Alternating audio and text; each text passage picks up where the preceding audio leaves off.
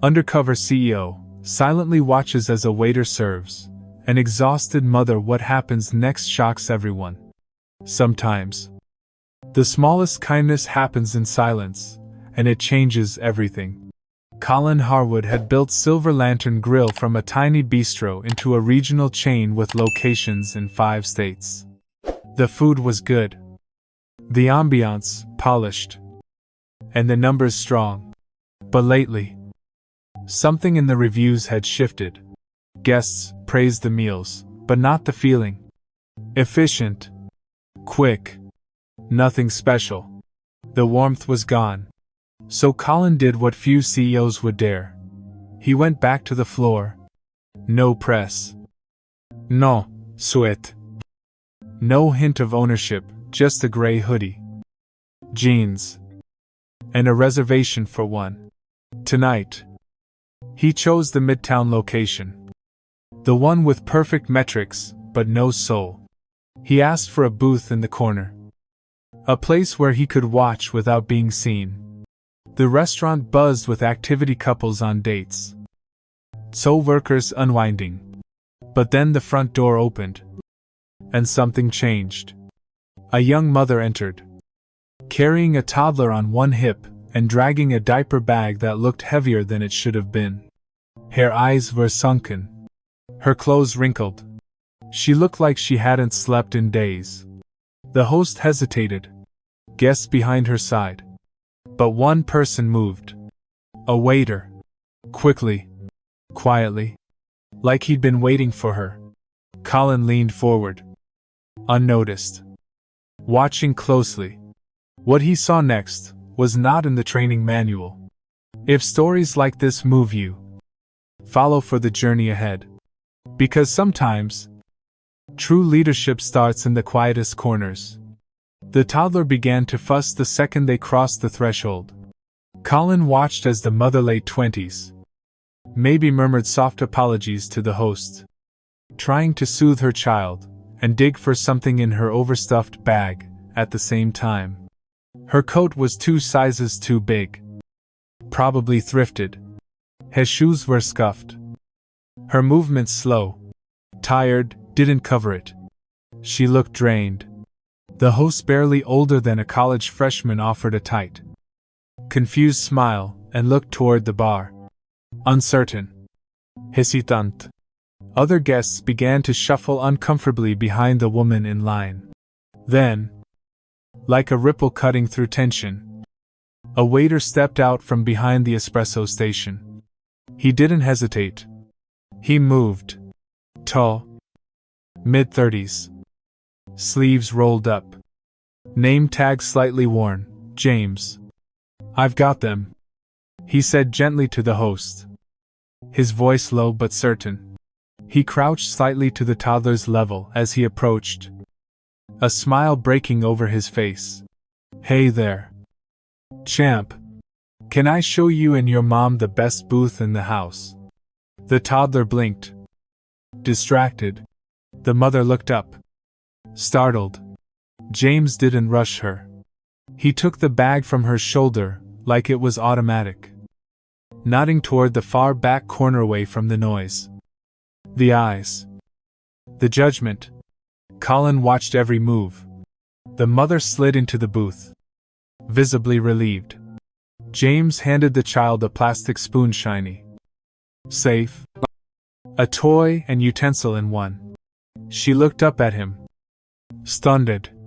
"Would it help if I brought some milk for him first?" James asked softly. "It's on me." The woman nodded quickly, too tired to say thank you, her lips trembling. James gave a quiet wink, then disappeared toward the kitchen. Colin leaned back slowly. It wasn't just the action, it was the instinct. The way James treated the woman like she belonged here as much as the couple in silk, the birthday group in the corner, or the suited business dinner near the window. Colin noticed 2 other servers watching the moment unfold near the drink station. One of them tall, sharp-edged, snorted under his breath. "St. James strikes again," he muttered. The other chuckled, Guy's gonna hurt himself being everyone's hero. Colin's blood cooled. They didn't sound playful. They sounded jealous. Worse, resentful. Bet she doesn't even tip. The first server muttered, grabbing an order tray. They never do. Colin's hands tightened around his water glass. He had worked too hard. Built too much. To let this become the culture. But he didn't speak. Not yet. Instead, he watched James return to the table, with warm milk in a tiny ceramic cup, a rolled-up napkin to catch spills, and a small plate of bread cut into neat triangles. The woman's eyes filled.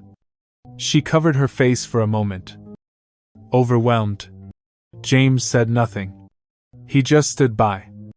Calm and steady. Like it was the most natural thing in the world. Because for him, it was. And in that moment, Colin didn't just see a waiter. He saw something rare. The kind of servant-hearted leadership the entire company was built to honor but had somehow started forgetting. Colin didn't leave after his meal. He stayed. Ordered a coffee refill he didn't need. Pretended to check emails. In reality, he was watching one person and the ripple effect he created with a single act of kindness. James moved through the floor with quiet control. Never showy.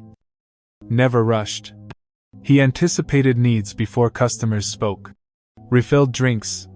Adjusted lighting near the windows when the sun shifted. Smoothed a crumpled placemat without a word. And yet, he was an outsider. You could feel it. Other servers laughed at the pass window, leaning into each other, ignoring him like he was the weird older brother who didn't get the joke. A manager walked by and gave him a brief nod, nothing more. There was no appreciation. No camaraderie. Just tolerance. Colin's stomach twisted. He opened his tablet, discreet beneath the table, and pulled up the internal staff directory. Searched James Atwood. Server. Hired 14 months ago. Former trainer at 2 other locations. No write-ups. In fact, his performance metrics were above average, highest guest satisfaction rating in the district. Dozens of positive mentions from customers across review platforms. Yet, no promotion. No raise. No employee of the month. Not even a featured shout-out in the internal newsletter. Instead, 2 manager notes. Doesn't always gel with team culture. Tends to overextend himself with guests.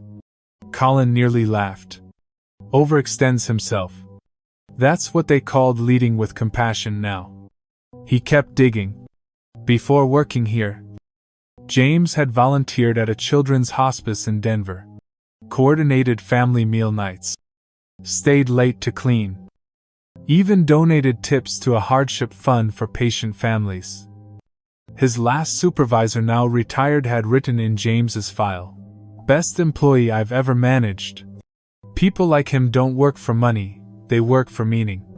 Colin looked up at James again, who was now crouched beside the exhausted mother's booth, gently placing a to-go cup in her bag. She smiled weakly and handed him a small note folded in half. He nodded, tucked it into his apron pocket, and walked away without opening it. A few minutes later, she left. No fanfare. Just a whispered thank you as she carried her sleeping child out into the dusk. James turned toward the kitchen and paused. His shoulders tense. For the first time all night. His calm cracked. Colin followed his gaze. The same 2 servers from earlier were laughing again. One of them pointed toward James, mimicking an exaggerated bow, mumbling under his breath, "Welcome to St. James Rescue Cafe." James said nothing, just turned, straightened a salt shaker, and walked back to his section. But his eyes burned. Colin sat back, a fire starting to build in his chest. This man, the one being mocked, was the soul this restaurant should be built around. Not ignored. Not mocked. Elevated. And Colin knew then, without question, that everything was about to change. The next morning, Colin returned. This time, not in disguise. No hoodie. No corner booth. He walked through the front door in a navy blazer, slacks, and the quiet confidence of a man who hadn't come to eat, come to reclaim something. The hostess blinked twice when she saw him. Then recognition settled in like a slow-rolling wave. "Mr. Harwood," she stammered. Colin gave a small nod. "Good morning.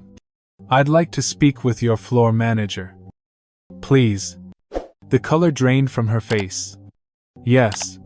Right away." The manager, Craig. Mid-30s.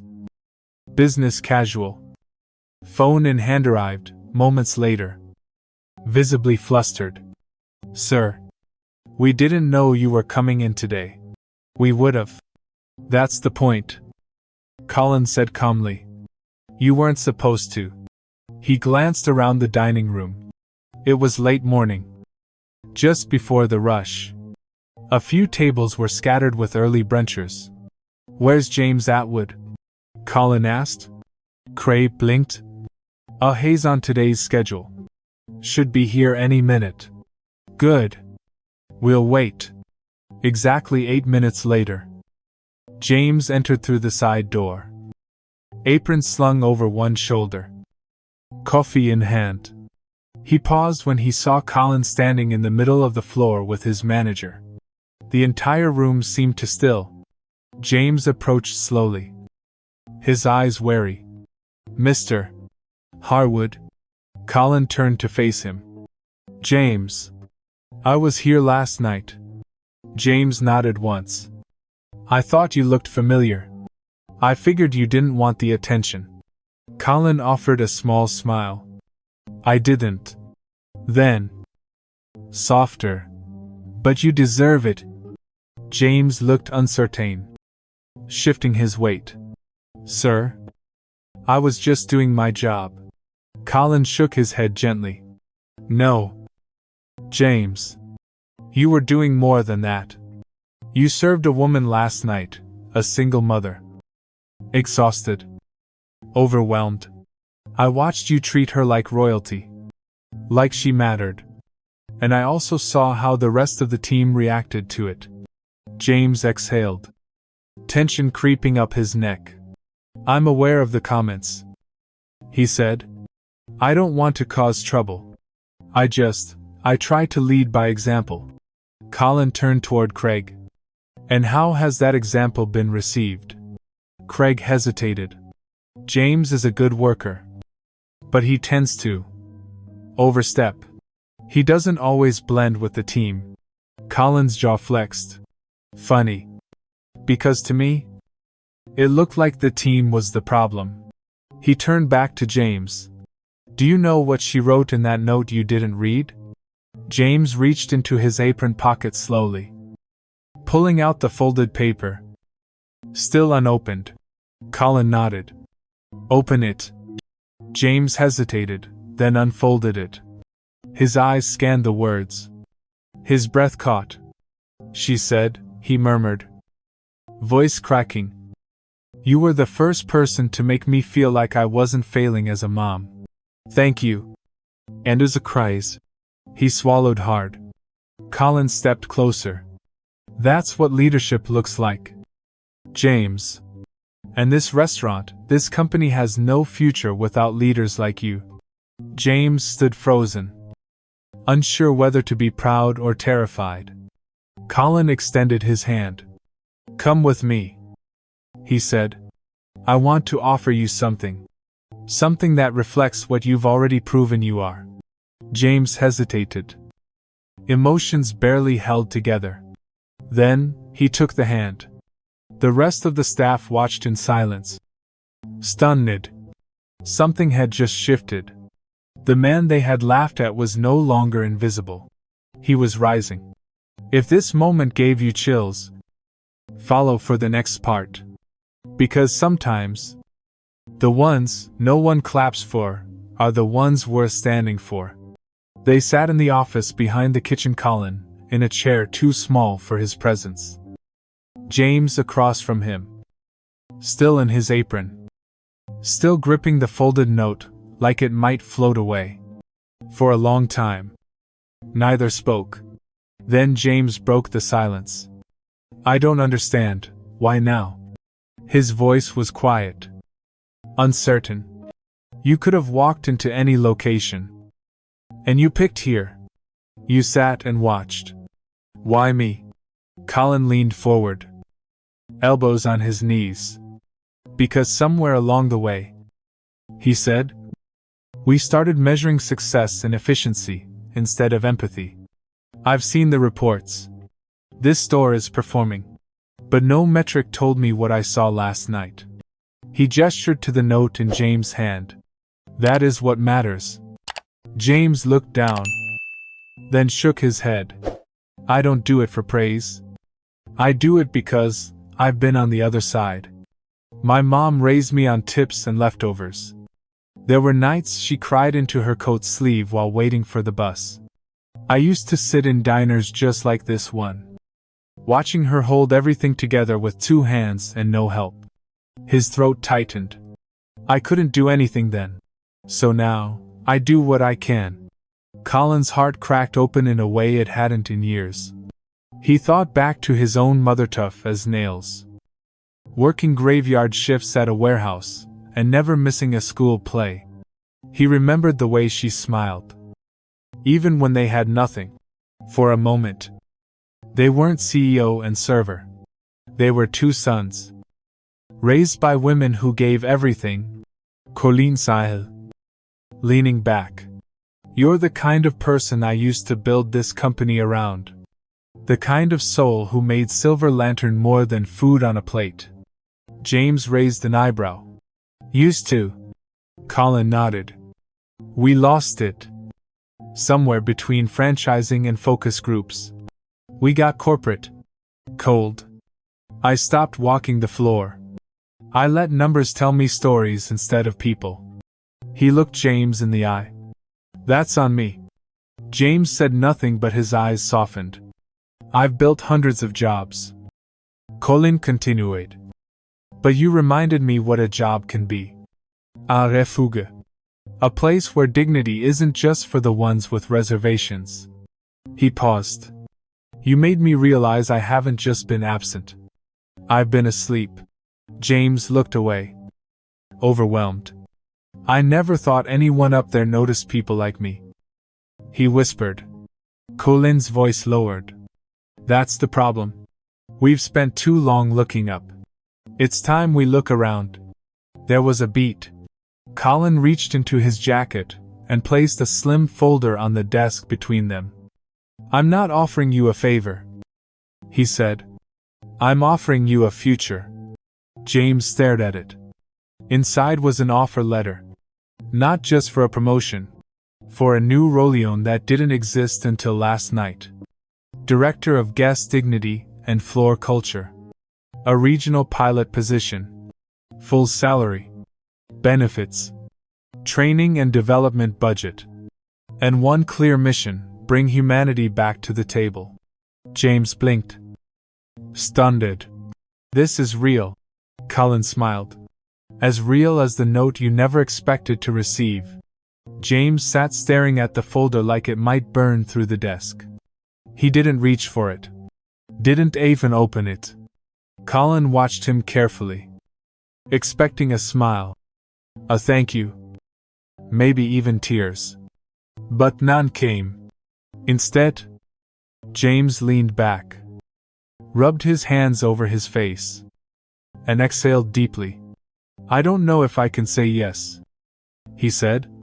Colin blinked. What do you mean? I mean, I've seen how these things go. People like me get plucked out of one place, paraded around for a feel-good story. And then, he gestured vaguely. Forgotten. Moved along. Replaced. That's not what this is, Colin replied. James gave a tired half smile. I believe you mean that. I'm just not sure the rest of your world does. Colin leaned forward. This isn't a PR stunt. James. I didn't come here looking for a headline. I came looking for heart.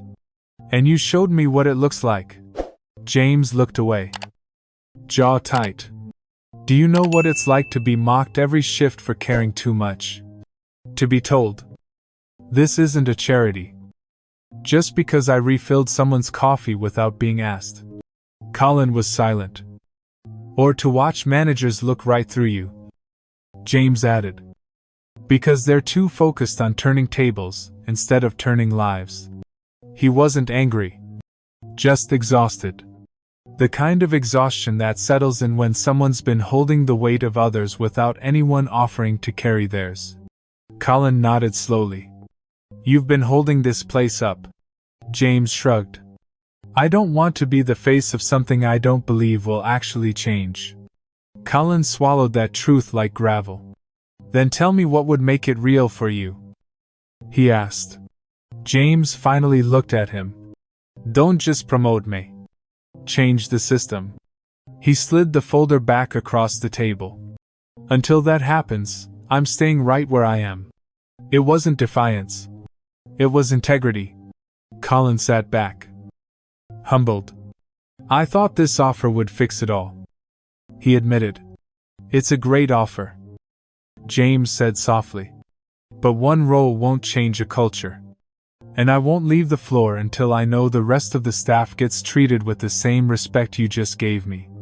Colin stared at the folder. Then nodded. All right? He said.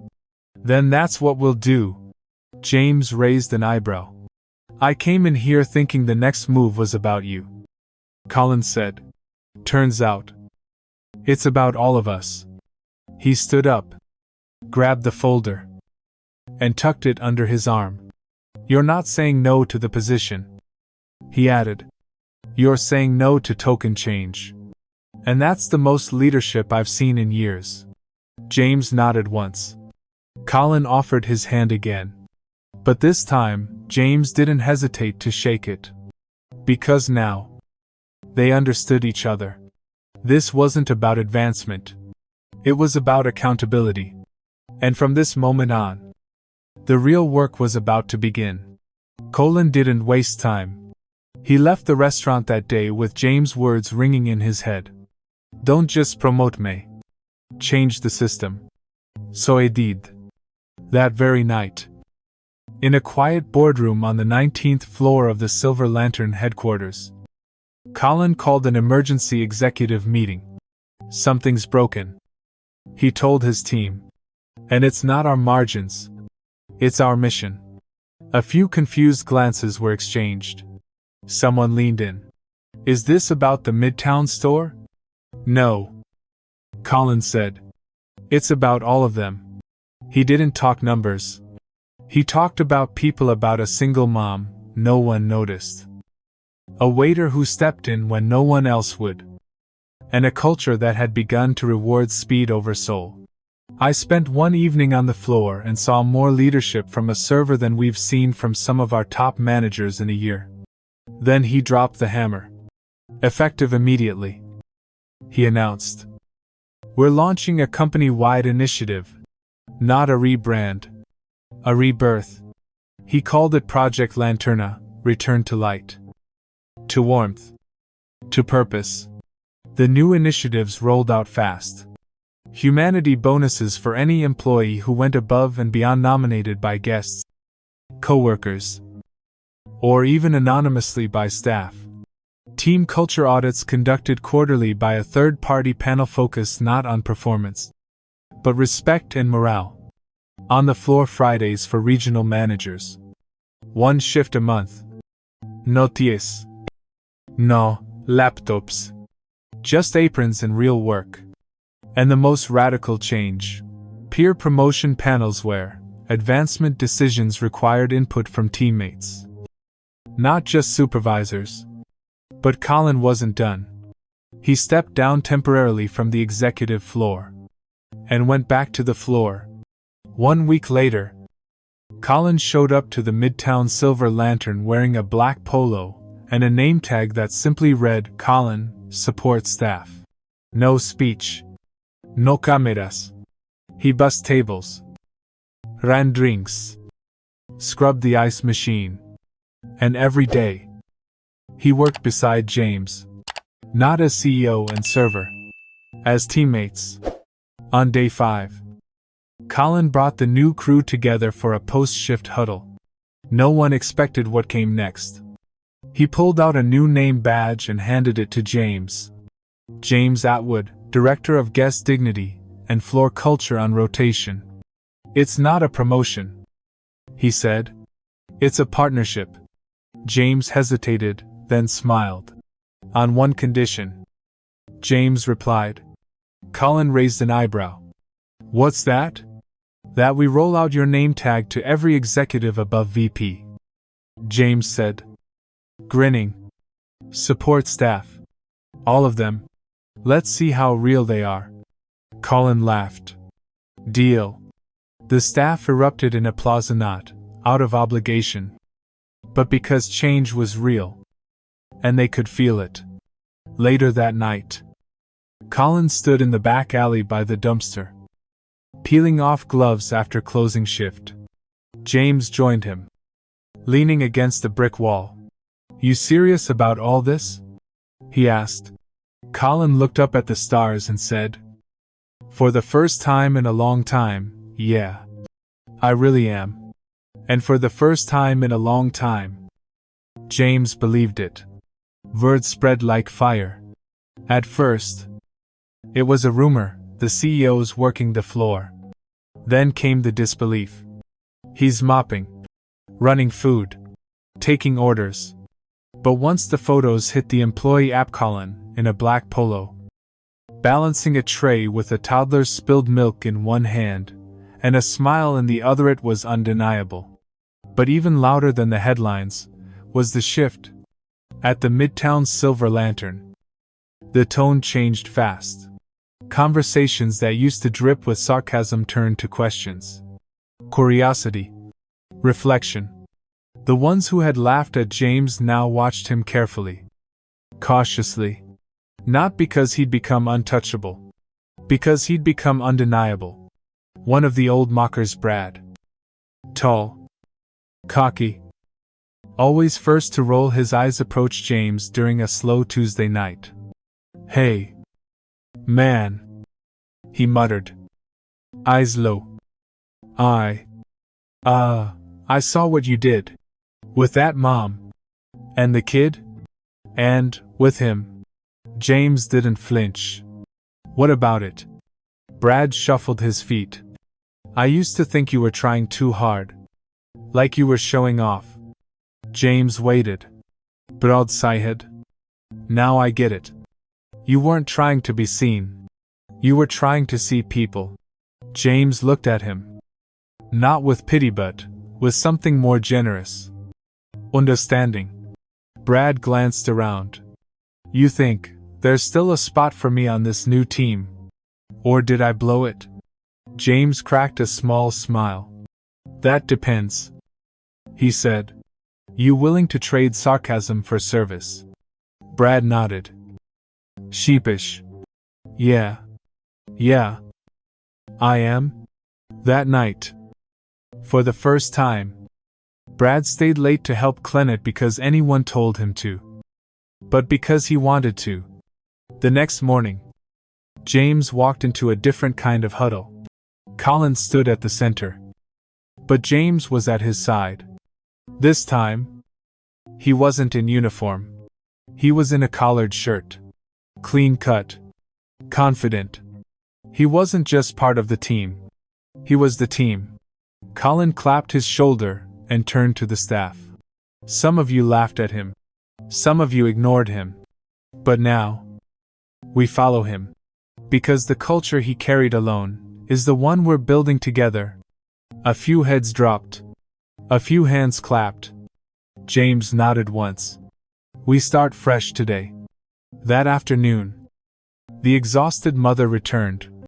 Same diaper bag. Same cute eyes. Same little boy.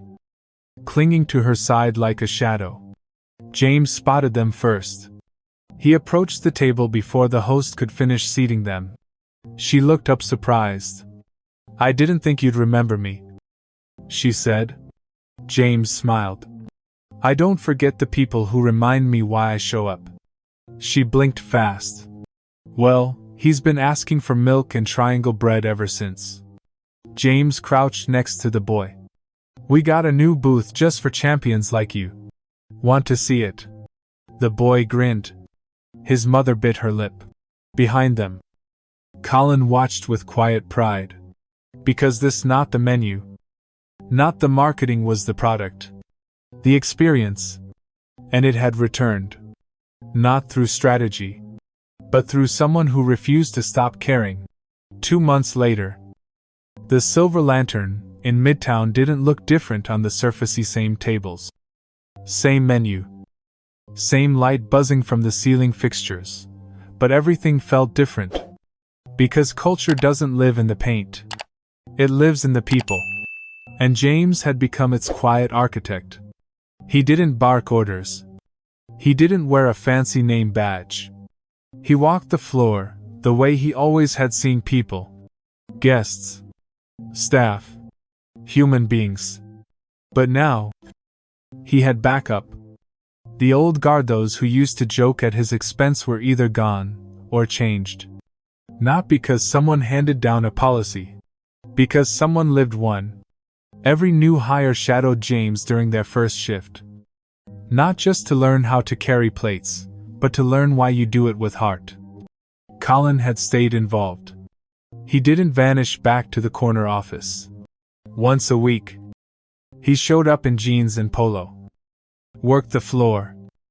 Listened. He and James would meet after close. Sitting in booth 7, with lukewarm coffee and notebooks full of what was working and what wasn't. And something big was working. Project Lantern. Colin's initiative to bring dignity back to the floor had spread to 14 stores. James' pilot position as Director of Guest Dignity was being expanded. And James. He was leading the training. Marisol, a former hostess who once felt invisible, was now assistant floor manager. She'd been nominated by James, who had stayed late one night just to teach her how to run inventory and balance a shift without losing your sanity. During one of the new team huddles, Colin made an announcement. "We used to measure success in table turnover and check averages," he said. "But from now on, we measure success in stories. In moments. In people who leave here, feeling seen." Then he held up a small card. A handwritten note. The one James had kept in his apron. Colin read it aloud to the entire staff. "You were the first person to make me feel like I wasn't failing as a mom. Thank you." The room fell silent. Thin applause. Not polite. Real. Afterward, one of the dishwashers approached James in the break room. "Hey," he said. Nervous. "I'm not great with people. English isn't my first language. But, watching you, you made me want to try. I don't want to just wash plates. I want to matter." James didn't hesitate. "You already do." And that's what the culture had become. Not a hierarchy of positions, but a network of people lifting each other higher. That weekend, the exhausted mother returned again, this time with 2 guests. Her parents. She asked to be seated in James's section. The boy ran ahead, already heading for his booth, asking if the triangle bread was still special today. James scowled beside him. "It's always special. Because you're here." And across the dining room, Colin watched with the quiet knowledge that what they'd rebuilt was better than what they'd lost. Because it had been forged in truth, and led by someone who never wanted a spotlight, only a chance to do it right. The sun had dipped low outside the Silver Lantern, casting golden streaks across the polished floors and quiet booths. The last guests were sipping coffee. Laughter echoed gently. not Loudworm. In booth 7, Colin slid in across from James. Just like every Friday, since it all began. James looked up from his notes. Smiling. She left a crayon drawing this time, he said, holding up a napkin sketch of a stick figure, family, one of them wearing a name tag that read, James. Colin took it, smiling softly. You're officially a kid's hero now. They both chuckled. Then a beat passed. Kiet. You ever regret not taking the job the first time? Colin asked. James leaned back. I didn't say no to the job. I said no to shortcuts. Colin nodded. And you made us do it right.